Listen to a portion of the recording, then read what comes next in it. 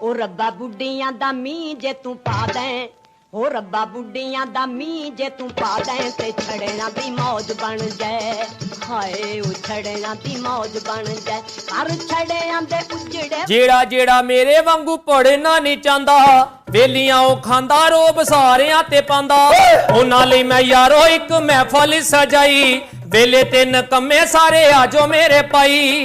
Cut के कीड़े हकूमत चों असी दिल नू ठारीए, ओए आजो सारे चवला मारिए।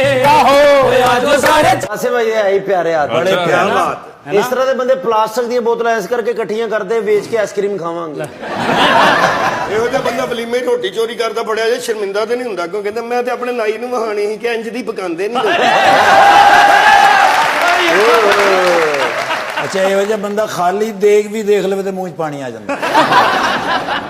इस तरह का बंदा ना मैं छत वाले पखे ना गल्लां कर रहा, तेरी की औकात है मैं बटन ना नपा तू चले ही ना।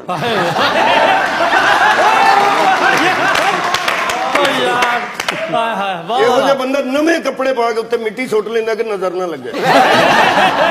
ਐਸਾ ਬੰਦਾ ਆਪਣੀ ਤਸਵੀਰ ਦੇਖ ਕੇ ਕਹਿ ਰਿਹਾ ਹੁੰਦਾ ਨਾ ਤੈਨੂੰ ਕਲੀਨ ਸ਼ੇਵ ਚੰਗੀ ਲੱਗਦੀ ਨਾ ਮੁੱਛ ਦਾੜੀ। इस तरह का बंदा चंगा भला आस्ता जा रहा होंदा, जंप ते तेज मोटरसाइकिल कर लेंदा।